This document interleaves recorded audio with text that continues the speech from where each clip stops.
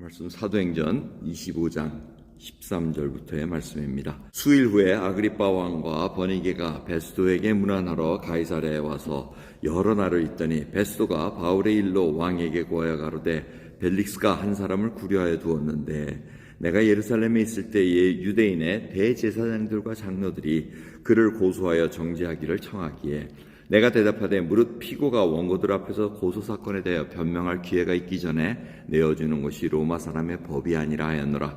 그러므로 저희가 나와 함께 여기 오매 내가 지체하지 아니하고 이튿날 재판자리에 앉아 명하여 그 사람을 데려왔으나 원고들이 서서 나의 짐작하던 것 같은 악행의 사건은 하나도 제출치 아니하고 오직 자기들의 종교와 또는 예수라 하는 이에 죽은 것을 살았다 하고 바울이 주장하는 그 일에 관한 문제로 송사하는 것뿐이라.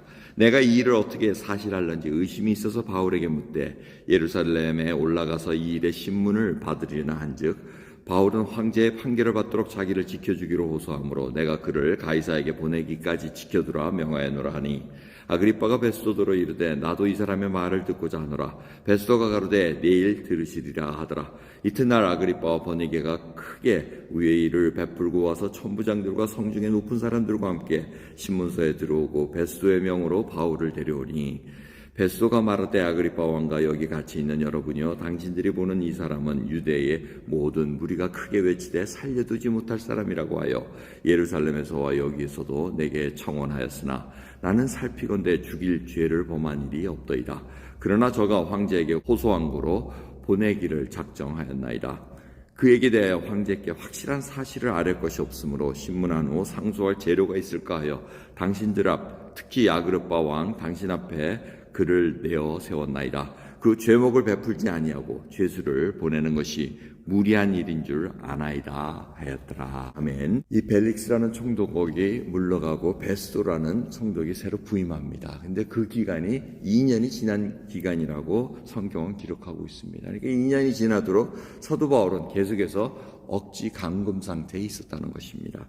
그래서 새 총독이 오니까 이 베스도가 도대체 이게 무슨 일인가, 전임으로부터 받은 죄인을 이제 해결해야 되겠기에 예루살렘에 가서도 듣습니다. 근데 예루살렘에서는 자꾸 우리에게 데려오십시오 하고 자꾸 얘기를 하니까 그렇게 할 수 없다. 로마 법에 의해서는 그렇게 함부로 내어줄 수 있는 것이 아니다 하고 얘기한 다음에 신문을 했더니 이게 자기도 보니까 이 죽일 만한 죄가 없다는 겁니다. 그래서 아그리빠 왕과 버니게 오빠하고 여동생 사이입니다. 근데 아그리빠의 2세라고 이렇게 기록되어 있습니다. 1세는 누구냐면 야고보를 순교하고 그 다음에 하나님께 영광 돌리지 아니함으로 충이 먹어 죽었느니라 하는 그 왕의 아들입니다.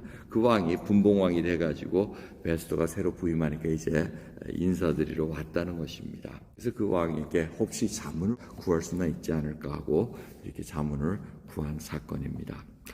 오늘 말씀을 보면은 이 사도 바울이 계속해서 가이사에게 가겠다고, 나는 예루살렘 그쪽으로 가서 심판을 받지 않겠다고 얘기를 합니다. 그 이유는 가면은 암살을 당할 것이 뻔하기 때문에 지금 가이사에게 로마로 가야 되겠다고 얘기합니다. 사도 바울이 계속해서 총독 바뀔 때마다 이렇게 고하는 이유가 무엇입니까?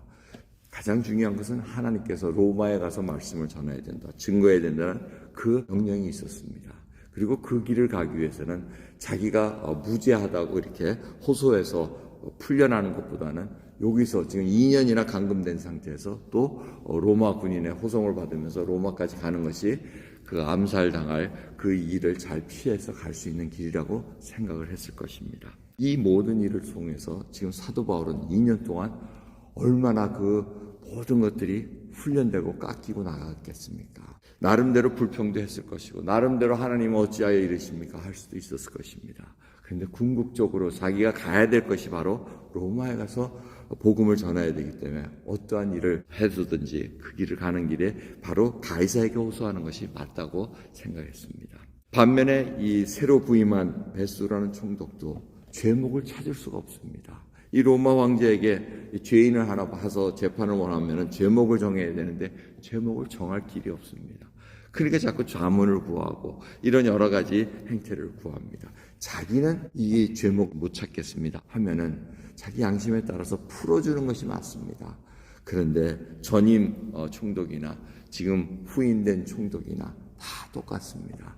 풀어주자니 유대인들이 또 난리칠 것 같으니 그 사람들의 호의도 받으면서 애 없는 사람을 지금 힘이 없으니까 그냥 붙잡아두면 아무 일은 없을 것 같으니까 그냥 잠잠하게 놔두는 겁니다. 그럼 마치 예수님께서 빌라도 총독에게 고난받고 정말 풀어줄 수 있는 권한이 있음에도 불구하고 자기가 사람 눈치 보느라고 해결하지 못한 일을 우리가 생각할 수가 있습니다. 오늘 이 말씀 속에서 하나님께서 허락하신 권한이 있는 그 직책을 맡기게 되면 정말 정의롭게 해결해야 될 것을 다시 생각합니다. 하지만 큰 일을 보면 모든 것이 하나님 섭리 속에 있다는 것입니다. 여러분 그것을 잊지 마시기 바랍니다. 내가 억울한 일을 당하고 내가 정말 시원한 일들이 내가 생각할 땐 정의가 지금 일어나지 않을지라도 그 일을 통해서 다시 한번 하나님의 손길 속에서 더 큰 하나님의 일을 이루시기 위함이라는 것을 우리가 깊이 생각하시면서 오늘 하루 우리가 마땅히 당할 경주를 잘 달려가는 저와 여러분 되기를 소원합니다. 기도하겠습니다. 하나님 감사합니다. 참으로 저희들 인생길에서 이해하지 못하고 정말 하나님께서는 이때 마땅히 정의를 구현하셔야 될 시간이라고 생각할 때가 많습니다. 하지만 주님 우리는 모릅니다. 하나님의 그 높고 위대하신 그 계획과 시간을 어찌 알 수 있겠나이까. 하루하루 주님 앞에 지혜를 간구하며 우리가 마땅히 해야 될 것은 모든 사람과 화평케 하며 겸손함으로 나의 십자가를 지고 주님 앞을 달려갈 수 있는 그 길을 허락해 주셨기를 원합니다. 오늘도 지혜가 부족하고 믿음이 부족합니다.